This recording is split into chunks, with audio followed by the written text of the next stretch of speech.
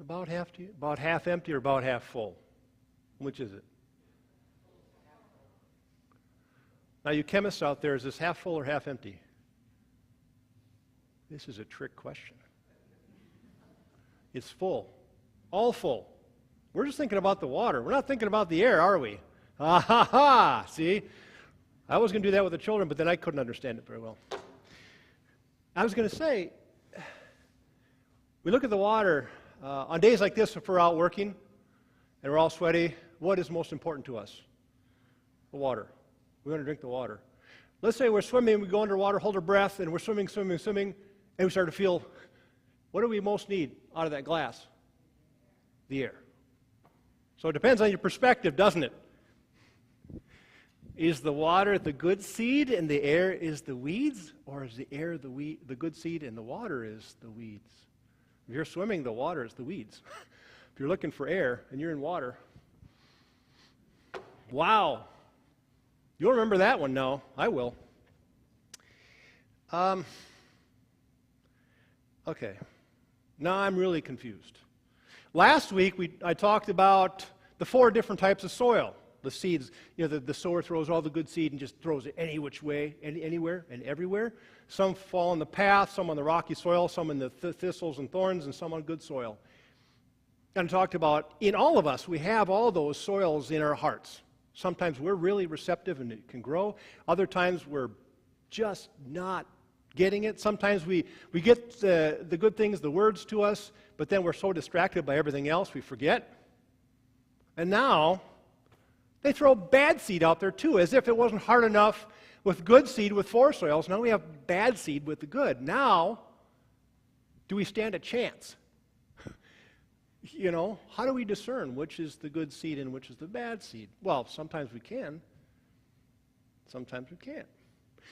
When I was 9 years old, I got a new hunting knife from my uncle. He's the outdoors man. Hunting, fishing, whatever. He does it all. He used to have bears hanging up in his garage that he had hunted. Not live ones, but everything and anything. And so I had this 5-inch hunting knife. I was so proud, had on my sheath. And the landowner that we rented the house, he said, I could really use your help. I've rotated the crops, now I've got beans. But there are corn stalks growing in my beans. Who here has walked the beans before? Yeah, that's a lot of fun, isn't it? When you're 9 years old, the sun's beating down like this. The sun's beating down, and this is going to be so cool. You're out there getting those corn. There's another one. You run out. After about an hour, you're like, oh, gee whiz, I'm done. It was good for about an hour, but then the hunting knife is getting dirty, and it's lost its luster, and I think, oh, can I be done? But it was easy. I could tell which was the corn and which was the soybeans. That was easy. Later on, I was asked, okay, there's some plants I want you to weed the garden, or I want you to weed here. The weeds are brown, and the other stuff is green. And I looked at it and I went, which is which? It'd be worse if it was green and gray, but a little color deficiency. I can't tell which is brown and which is green, so I'm just pulling weeds. I don't know.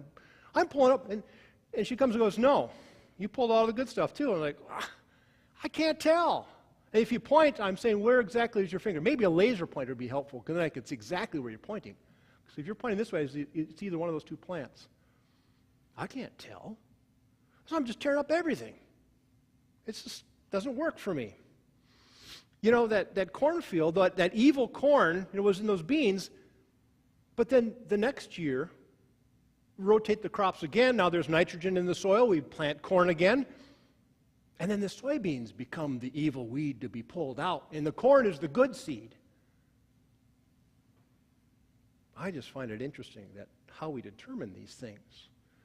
My lawn has got dandelions in it. Is that a weed or is that a plant? Is it a good or is it a bad thing?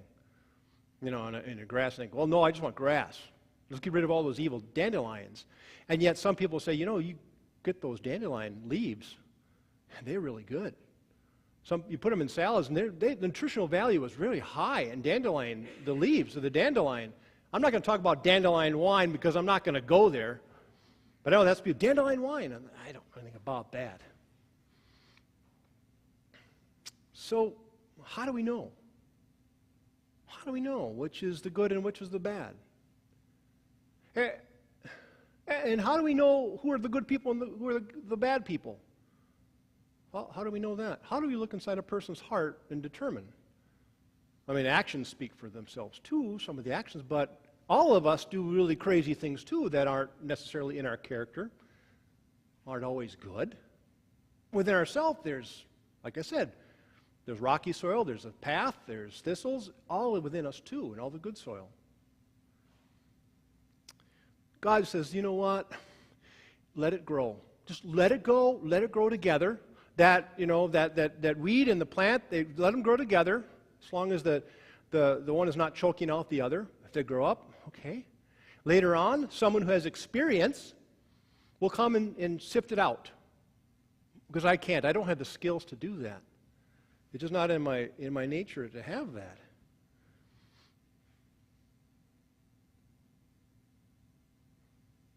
But are we focused on the right thing? Let's look at that a second. We look at the weeds.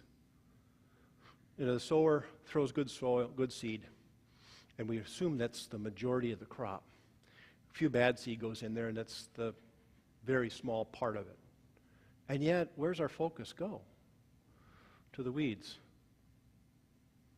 In me, I've got weeds. I have weaknesses.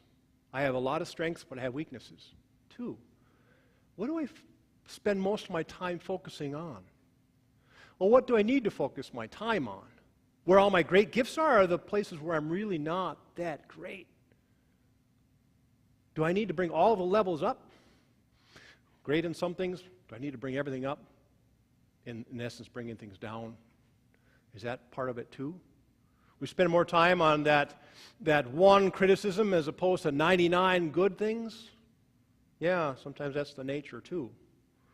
If you can focus on the 99 good and forget the bad, because who knows?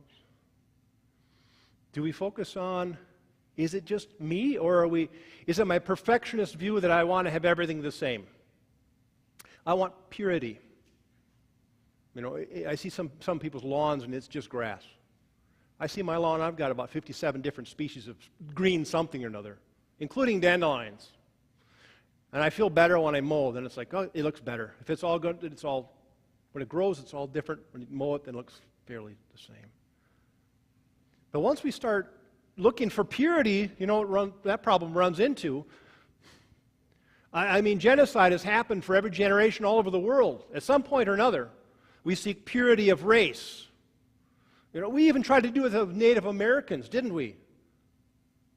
At Pine Ridge, you talked to someone who was at a boarding school back in the 60s or 70s or whenever. They were hauled out of their houses as children and taken to boarding schools to get the Indian out of them. Because we want everybody to be the same. We don't want their culture. We want everybody to be enculturated into us. And then we miss. We pull out the bad with the good with the bad, don't we? We're trying to, wait a minute. We just put seeds, or we put weeds in where they never existed before. We were the ones sowing the weeds. The native culture was fine on their own, and we had a wonderful culture. They have a wonderful culture. Now we're trying to impose, we're throwing weeds into something that's good. Wait a minute. How does that work? And I think what God is saying in all this, to let them grow up together, we don't have the discernment, the wisdom, the spirit to decide who is in and who is out. Their culture is wonderful on its own. Leave it alone. Let them be who they are. And some people who come to this country from other lands, my grandparents, we're going to speak English now, but it's a choice that we have. I wish they would have kept the Norwegian language or the Swedish. It would fulfill me, it would build me a broader sense of perspective too. But it was their choice. And when we start trying to discern weeds and good, then we run into all kinds of problems. We focus on the harvest, on the good. And in some ways, it takes the pressure off us. In a lot of ways, it takes the pressure off us. We don't have to decide who's in and who's out. God decides all that stuff. We live our lives as children of God, faithful to the Word, loving and compassionate and merciful and inviting and all this kind of stuff so that people can feel that we're all valued and that you're not an outsider because you wear something different or your skin's a different color. You're kind of out and we're in. Or, Jesus dealt with the lepers and all those people because he said those were people were in. He dealt with Peter, who had an insecurity about who he was, and Peter, who stuffed his foot in his mouth more often than not. His disciples who betrayed him and left him and abandoned him, he was with them too. And Judas could have been categorized as the bad seed, and Jesus let him be, grew up, had the Last Supper with him, blessed him, and then it went awry after that. God gives us the harvest of all good things.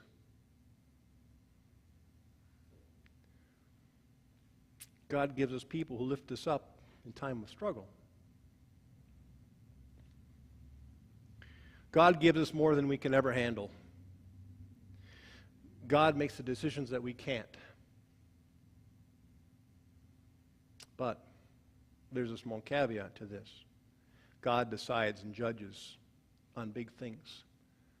We too are God's children, and we're blessed with many things too.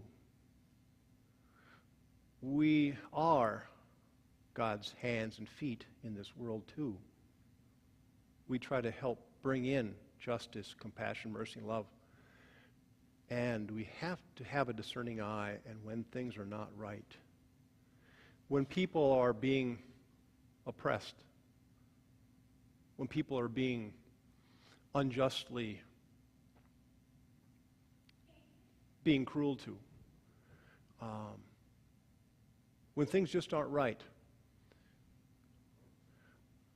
we have a responsibility too to make sure that people are not beat up or oppressed or what have you. I'm listening to a book called Just Mercy by Brian Stevenson. He's an attorney in death row. He's also an African American, and his story with dealing with convicts and they're African American, and he himself is being prejudiced against in a lot of ways, even as their lawyer, seeking out that which is right. People who are unjustly put in prison. He's fighting for justice. That is part of what we do too, as God's hands and feet. There's some discernment we do. Whether that Muslim is in or out or saved or not saved is no concern of mine. That's God's thing, that wherever that may be. But to help each other out in time of need. Our neighbor extends beyond who's sitting next to us or the house next to us. The hands and feet extend beyond that, our neighbors.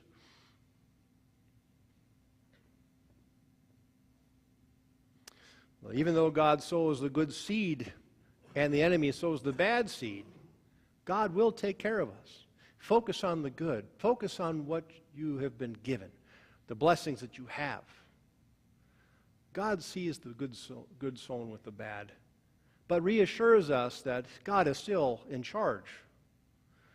And the problem is not ours to distinguish, but God, who is the one that supplies us with the Holy Spirit and with the cross of Christ, who gives us life and new life in God.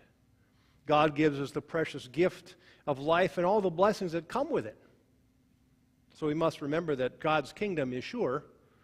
What happens, what we do with it, sometimes is a little bit erratic. But that is one sure sign that God gives us the promises of new life. The kingdom of God is always there, steady. It's always there for us. God saw that it was good. You remember that from Genesis. God saw that all was good. And it is good. So peace, brothers and sisters, it is good.